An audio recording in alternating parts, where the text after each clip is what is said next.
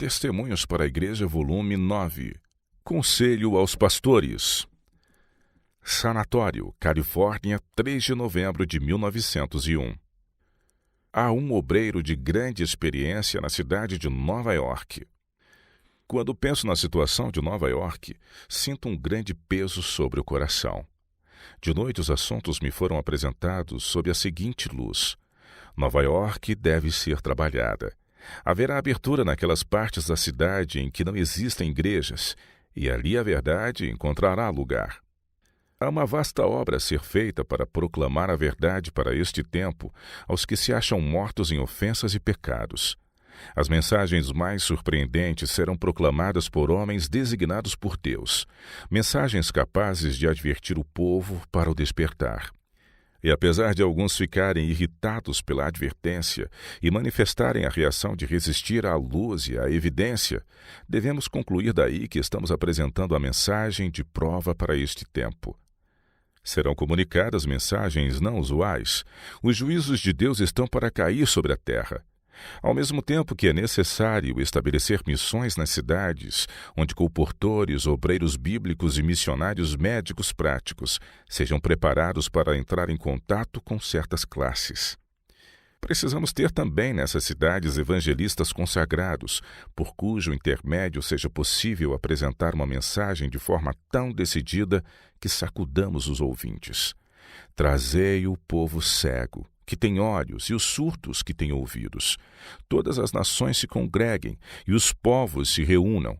Quem dentre eles pode anunciar isto e fazer-nos ouvir as coisas antigas? Apresentem as suas testemunhas para que se justifiquem, e para que ouça e para que se diga: verdade é. Vós sois as minhas testemunhas, diz o Senhor, e o meu servo a quem escolhi, para que o saibais e me creiais e entendais que eu sou o mesmo, e que antes de mim Deus nenhum se formou, e depois de mim nenhum haverá. Eu sou o Senhor, e fora de mim não há Salvador. Eu anunciei e eu salvei, e eu fiz ouvir, e Deus estranho não houve entre vós, pois vós sois as minhas testemunhas, diz o Senhor. Eu sou Deus. Ainda antes que houvesse dia, eu sou, e ninguém há que possa fazer escapar das minhas mãos. Operando eu, quem impedirá? Isaías 43, de 8 a 13. E guiarei os cegos por um caminho que nunca conheceram. Fá-los-ei caminhar por veredas que não conheceram. Tornarei as trevas em luz perante eles, e as coisas tortas farei direitas. Essas coisas lhes farei e nunca os desampararei.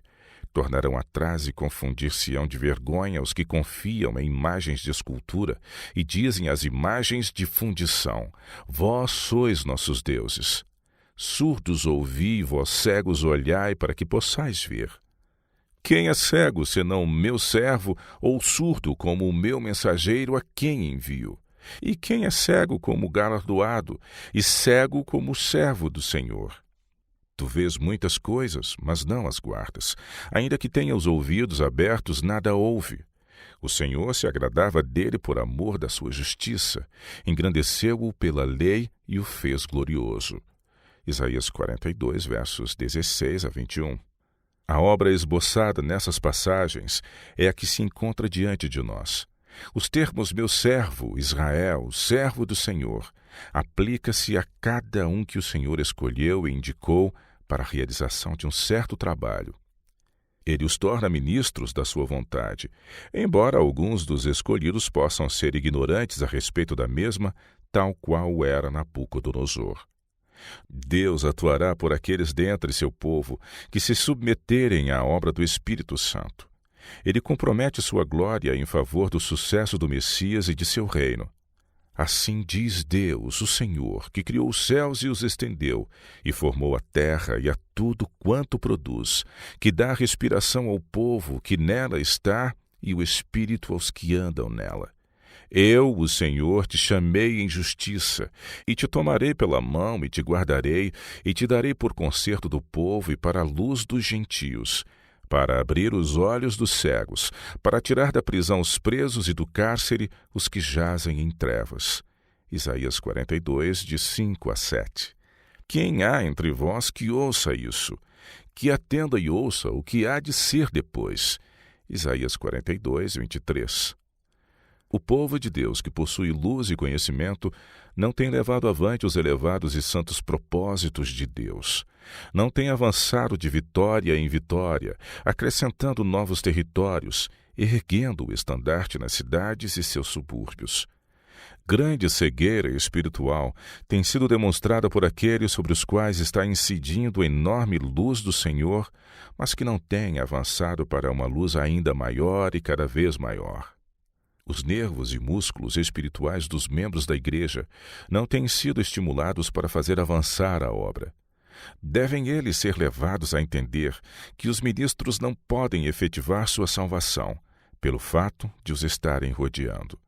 É por essa razão que se tem demonstrado raquíticos, quando deveriam ser pessoas fortes. Em cada igreja, jovens de ambos os sexos deveriam ser selecionados para desempenhar responsabilidades. Que empreendam cada esforço a fim de se qualificarem para ajudar aqueles que não conhecem a verdade. Deus convoca obreiros sinceros, de coração decidido. O humilde e contrito aprenderá por experiência pessoal que, além dele, não existe Salvador. A verdade bíblica precisa ser pregada e praticada. Cada raio de luz outorgado deve brilhar com um brilho intenso e distinto. A verdade deve avançar como uma lâmpada que alumia. Centenas de servos do Senhor precisam atender a esse chamado, assumindo seus postos como obreiros sinceros, salvadores, participando junto com o Senhor, a fim de auxiliá-lo contra os poderosos. Deus convoca homens ativos, cheios da vivificadora influência de seu Espírito, homens que reconheçam a Deus como governante supremo e dele recebam abundante evidência do cumprimento de suas promessas, homens que não sejam mornos, antes cálidos e fervorosos em seu amor. Ainda que se aplicasse em benefício deles todo o esforço da Igreja nos últimos 20 anos, isso não seria suficiente para transformá-los em membros abnegados, seguidores de Cristo, dispostos a carregar sua cruz. Muitos têm sido superalimentados com o alimento espiritual, ao passo que no mundo milhares estão perecendo por falta do pão espiritual. Os membros da Igreja precisam trabalhar. Devem crescer por si mesmos, esforçando-se por atingir a elevada norma que lhes é proposta. Para isso, o Senhor os há de auxiliar, se eles cooperarem com Ele. Caso se mantenham no amor da verdade, não reterão os ministros, impedindo-os de ir anunciar a verdade em novos campos. As grandes cidades deveriam ter sido trabalhadas assim que as igrejas receberam a luz. Porém, muitos não têm sentido sobre seus ombros o peso dessa responsabilidade, e Satanás, encontrando-os susceptíveis às suas tentações, os impediu de realizar essa experiência. Deus pede que seu povo se arrependa, se converta e retorne ao primeiro amor, ao qual foi perdido em virtude do fracasso em seguir os passos do abnegado Redentor. Com coragem e simplicidade. Chegou o tempo de empreender decididos esforços nos lugares em que a verdade ainda não foi proclamada. Como realizar a obra do Senhor? Em todo lugar em que se penetre, é necessário lançar uma base sólida para trabalho permanente. Os métodos do Senhor têm de ser seguidos. Vocês não devem se intimidar com aparências exteriores, por mais desanimadoras que pareçam. Devem levar avante a obra como o Senhor disse que deveria ser. Preguem a palavra, e o Senhor, por meio de seu Espírito Santo, há de enviar a convicção à mente dos ouvintes. A Bíblia diz: e eles, tendo partido, pregaram por todas as partes, cooperando com eles o Senhor e confirmando a palavra com os sinais que se seguiam. Marcos 16, verso 20. Muitos obreiros devem desempenhar sua parte, trabalhando de casa em casa e dando estudos bíblicos às famílias. Manifestarão seu crescimento na graça mediante a submissão à vontade de Cristo. Assim adquirirão uma rica experiência. À medida que com fé receberem a palavra de Cristo, nela crerem e a ela obedecerem, a eficiência do Espírito Santo se revelará em sua obra. Haverá uma intensificação de esforço diligente. Será alimentada uma fé que atua por amor e purifica a alma. Ver-se-ão na vida os frutos do Espírito. Cristo é a luz do mundo. Aqueles que o seguem não andam em trevas, antes possuem a luz da vida. João declara a respeito de Cristo: mas a todos quantos o receberam, deu-lhes o poder de serem feitos filhos de Deus, aos que creem no seu nome. João capítulo 1, verso 12. Contemplar a Cristo faz com que o coração, a mente e o caráter estejam em conformidade com a vontade de Deus. Toda a instrução que nossas missões podem proporcionar é importante. Prossigamos com a obra, no poder do mesmo Espírito que a dirigiu em seu estabelecimento. Mediante a exposição das Escrituras, a oração e o exercício da fé, eduquemos o povo no caminho do Senhor, e será edificada uma igreja fundamentada sobre a rocha que é Jesus Cristo. A obra precisa avançar na simplicidade da verdade. Deus diz: tenho para vocês palavras de encorajamento. O Senhor possui nas grandes cidades muitas preciosas almas que não dobraram os joelhos a Baal, e possui também aqueles que adoraram ignorantemente a Baal. Sobre esses deve incidir a luz da verdade, para que possam ver a Cristo como o caminho, a verdade e a vida. Façamos nossa obra com humildade. Jamais nos elevemos acima da simplicidade do Evangelho de Cristo. Não é pela arte da ostentação, mas por erguer a Cristo, o Redentor que perdoa os pecados, haveremos de alcançar êxito em atrair os pecadores. Ao trabalhar para Deus em humildade de coração, Ele se manifestará a nós. Mediante o emprego de cartazes, gráficos e ilustrações de várias espécies, o pastor pode fazer a verdade destacar-se clara e distintamente. Isso é um auxílio e está em harmonia com a palavra de Deus. Mas quando o obreiro torna seu trabalho tão dispendioso que não sobram no tesouro meios suficientes para manter outros obreiros no campo, ele não está trabalhando de acordo com o plano de Deus. A obra nas grandes cidades deve ser feita de acordo com a ordem de Cristo, não segundo os métodos teatrais. Não é uma realização teatral que glorifica a Deus, mas a apresentação da verdade no amor de Cristo. Não devemos despojar a verdade de sua dignidade e força impressiva mediante preliminares que têm mais a ver com os moldes do mundo do que segundo os celestiais. Os ouvintes devem ser levados a compreender que as reuniões não são para lhes agradar os sentidos com a música ou outras quaisquer coisas, mas para pregar a verdade em toda a sua solenidade, para que chegue até a eles como uma advertência, despertando-os de seu letárgico sono de satisfação própria. É a verdade nua que, à semelhança de uma aguda espada de 2 gumes, corta de ambos os lados. É isso que há de despertar os que se acham mortos em ofensas e pecados. Aquele que deu a própria vida para salvar homens e mulheres da idolatria e da condescendência própria, deixou um exemplo a ser seguido por todos quantos empreendem a obra de apresentar o Evangelho a outros. Têm sido dadas aos servos de Deus, nesta época, as mais solenes verdades a proclamar, e suas ações, métodos e planos devem corresponder à importância de sua mensagem. Se for apresentada a palavra segundo a maneira de Cristo, o auditório será mais profundamente impressionado com as verdades ensinadas. Esse auditório será tomado pela convicção de que é a palavra do Deus vivo. Formalismo no culto. Os mensageiros de Deus não devem seguir os métodos do mundo em seus esforços para atrair o povo. Nas reuniões que realizam, não devem depender de cantores do mundo e exibições teatrais para despertar o interesse. Como esperar daqueles que não têm interesse na palavra de Deus, que nunca leram sua palavra com o sincero desejo de compreender as verdades, que cantem com espírito e entendimento?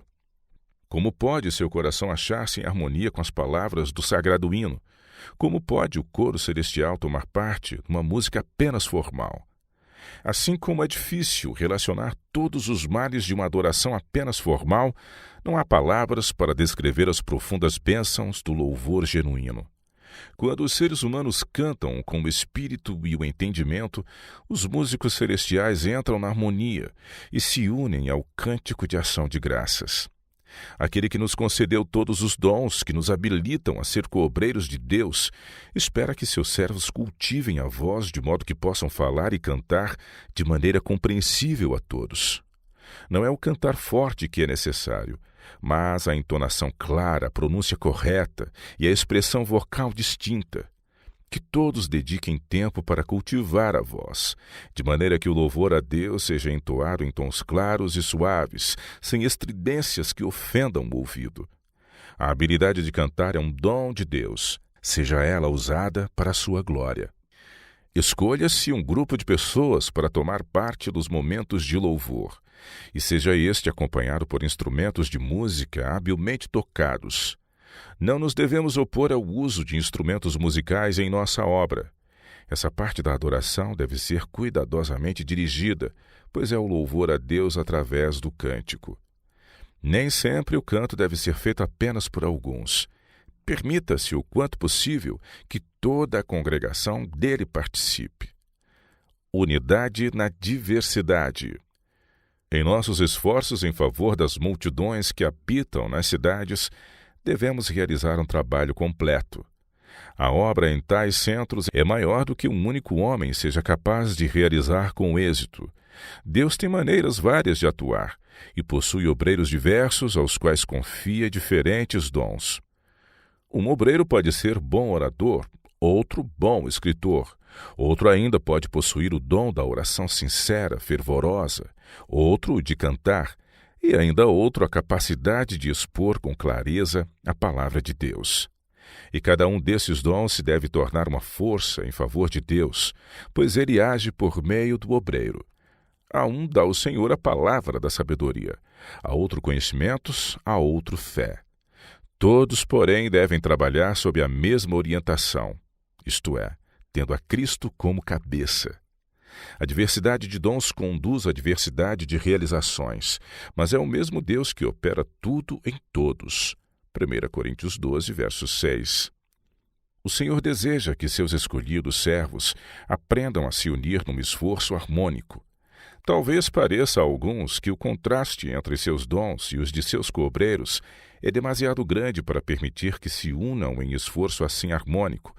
Mas, ao lembrarem que há variedade de espíritos a serem atingidos e que alguns rejeitarão a verdade apresentada por um obreiro, abrindo o coração à verdade de Deus em função do modo diferente de outro, eles hão de esforçar-se esperançosamente por trabalhar juntos em união.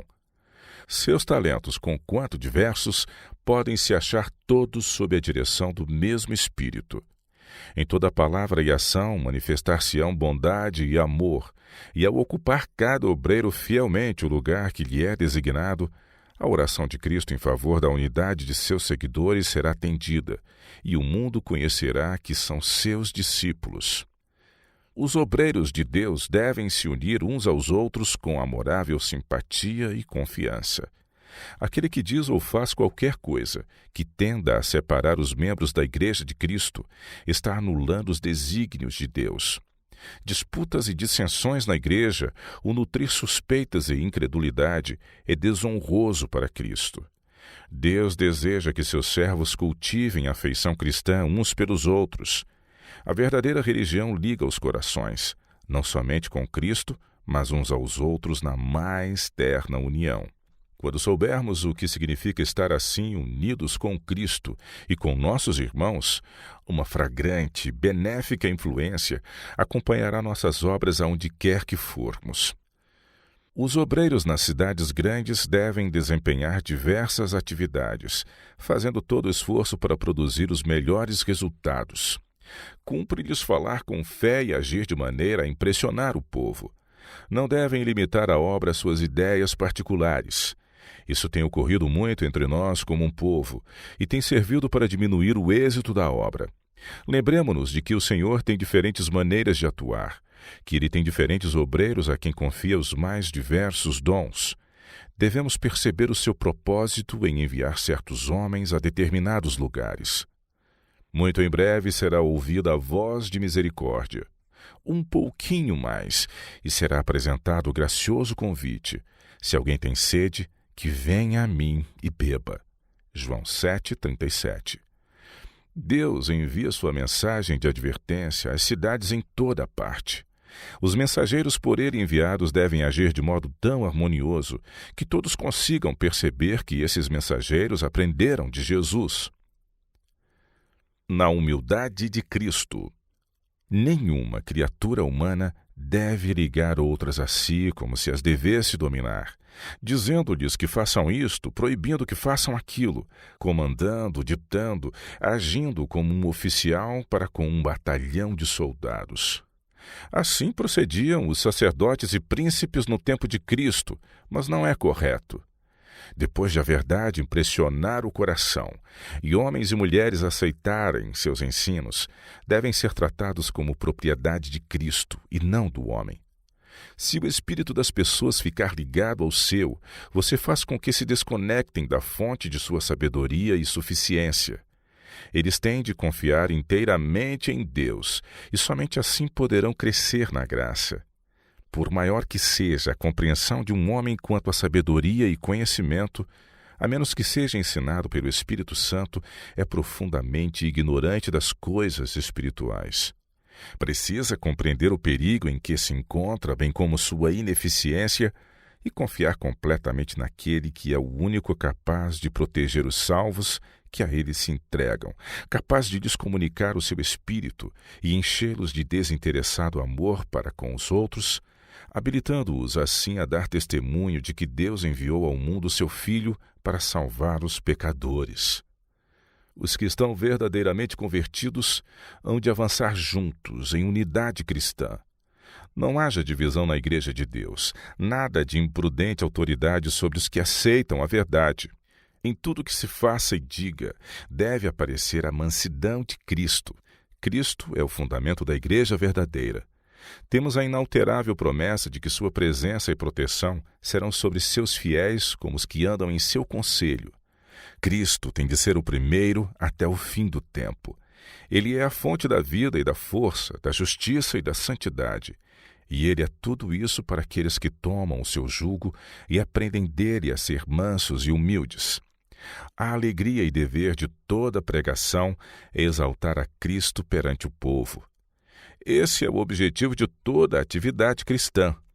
Temos de fazer com que Cristo apareça, esconder nele o próprio eu. Esse é o sacrifício que tem valor, porque assim diz o alto e o sublime, que habita na eternidade, cujo nome é santo. Em um alto e santo lugar habito, e também com o contrito e abatido de espírito, para vivificar o espírito dos abatidos e para vivificar o coração dos contritos. Isaías 57:15. Enfrentando oposição. Muitas vezes, ao procurar apresentar a verdade, despertamos a oposição. Mas se tentarmos enfrentá-la com argumentos, haveremos unicamente de multiplicá-la, o que não deve acontecer. Temos que nos apegar à afirmativa. Anjos de Deus nos observam e sabem como impressionar aqueles cuja oposição nos recusamos a enfrentar com argumentos. Não insistamos nos pontos negativos das questões que surgem, mas reunamos na mente verdades afirmativas, aí fixando-as mediante muito estudo, fervorosa oração e entrega do coração. Mantenhamos nossa lâmpada espevitada e ardendo, e deixemos que os raios brilhantes se difundam, para que as pessoas, vendo nossas boas obras, sejam levadas a glorificar o Pai que está no céu. Se Cristo não se houvesse apegado à afirmativa no deserto da tentação, teria perdido tudo quanto desejava conquistar. O método de Cristo é o melhor para enfrentar nossos oponentes. Fortalecemos seus argumentos quando os confirmamos. Apeguemo-nos sempre à afirmativa. Talvez as próprias pessoas que estão se opondo a nós levem nossas palavras para casa e se convertam à sensata verdade que lhes penetrou o entendimento. Tenho dito muitas vezes aos nossos irmãos: seus adversários farão falsas declarações acerca da obra. Não passem adiante essas declarações, mas mantenham as afirmações da verdade viva, e os anjos de Deus hão de abrir o caminho à sua frente. Temos uma grande obra a levar avante e devemos proceder de maneira criteriosa. Não nos irritemos nunca, nem demos lugar a que se levantem maus sentimentos. Cristo não fazia assim, e Ele é nosso exemplo em tudo. Necessitamos, para a obra que nos foi confiada, de muito mais sabedoria celestial, santificada e humilde, e muito menos do próprio eu. Devemos apoiar-nos firmemente no poder divino. Aqueles que se têm apartado da fé virão a nossas congregações para distrair nossa atenção da obra que Deus deseja que se faça. Não devemos permitir desviar os ouvidos da verdade para as fábulas. Não nos detenhamos para procurar converter aquele que está proferindo palavras de reprovação contra a nossa obra, mas deixemos que se patenteie que somos inspirados pelo Espírito de Jesus Cristo, e anjos de Deus nos porão nos lábios palavras para tocar o coração de nossos oponentes. Se esses homens persistirem em sua atitude, aqueles na congregação que são dotados de um espírito sensato compreenderão qual é a norma mais elevada. Falemos de modo a demonstrar que Jesus Cristo está falando por nosso intermédio. De todo o coração. Se nossos ministros compreendessem quão prontamente os habitantes do mundo deverão alinhar-se diante do trono do julgamento de Deus, a fim de responderem por todas as suas obras, quão intensamente trabalhariam em conjunto para apresentar a verdade de Deus. Quão incansavelmente agiriam para fazer avançar a divina causa no mundo, proclamando através de palavras e atos, já está próximo o fim de todas as coisas. 1 Pedro 4, verso 7. Prepara-te para te encontrares com teu Deus. Amós 4, verso 12. Essa é a mensagem que devemos anunciar em toda parte. A trombeta necessita dar o sonido certo. Clara e distintamente deve-se fazer ouvir a advertência. E clamou fortemente com grande voz, dizendo: Caiu a grande Babilônia. Sai dela, povo meu, para que não sejas participante dos seus pecados e para que não incorras nas suas pragas. Apocalipse 18, versos 2 e 4.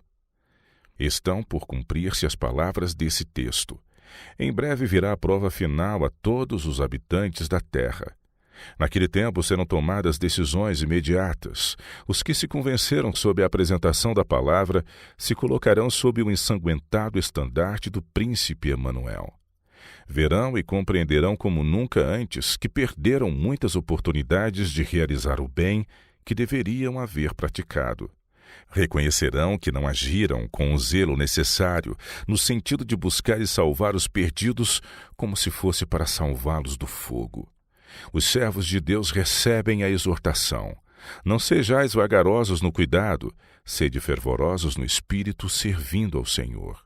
Romanos 12, verso 11. Descuido e ineficiência não são piedade.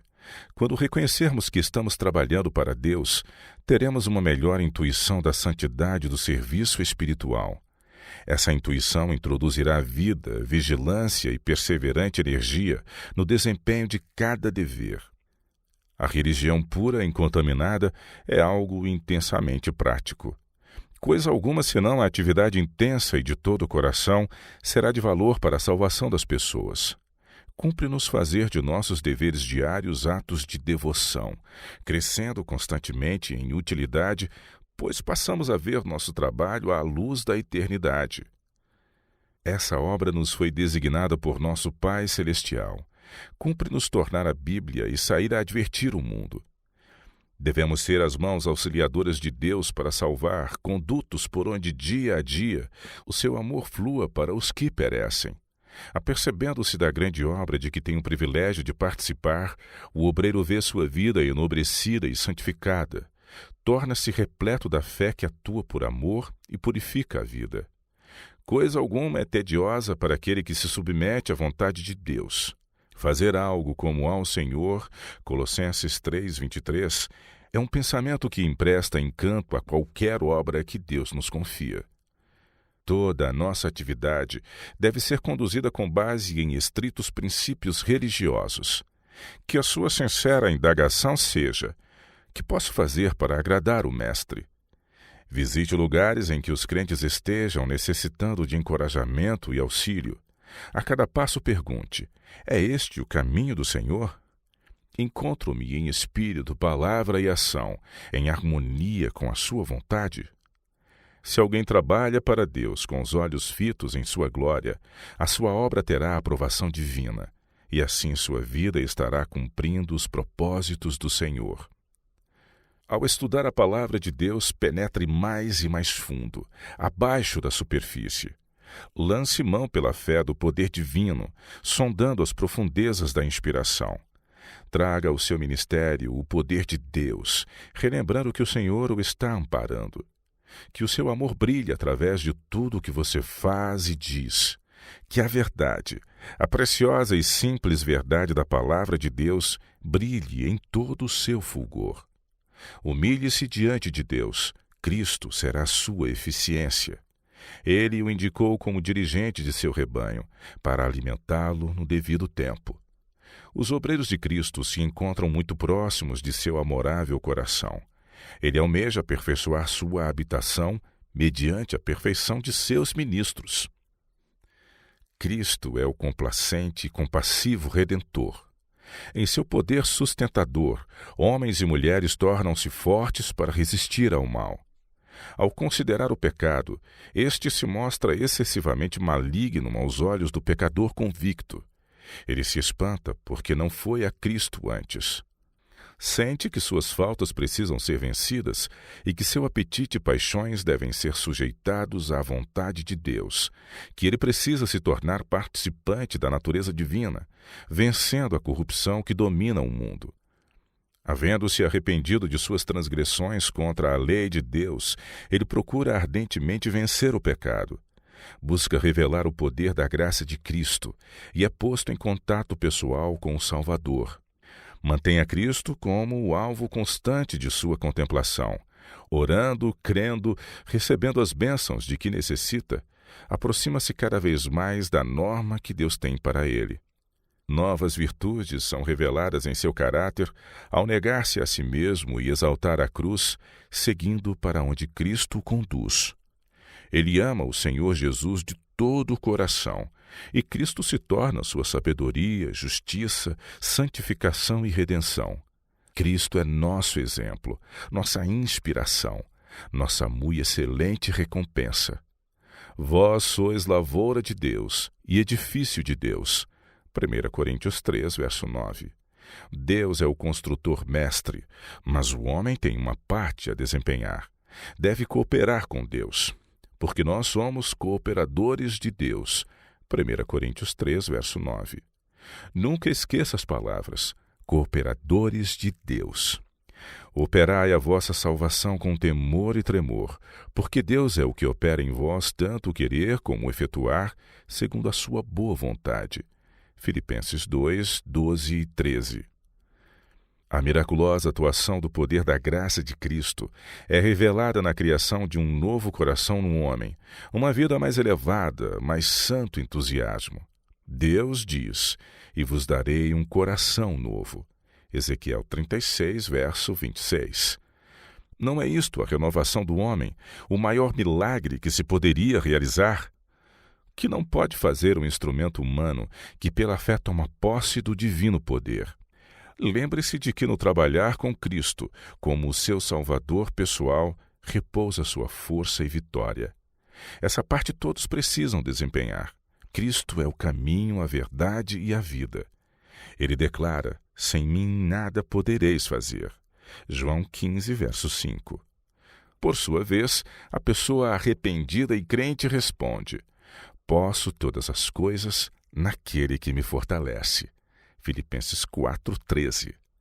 Aos que assim procedem, advém a certeza, mas a todos quantos o receberam, deu-lhes o poder de serem feitos filhos de Deus. João capítulo 1, verso 12. Amado, desejo que te vá bem em todas as coisas e que tenha saúde, assim como bem vai a tua alma. 3 João capítulo 1, verso 2.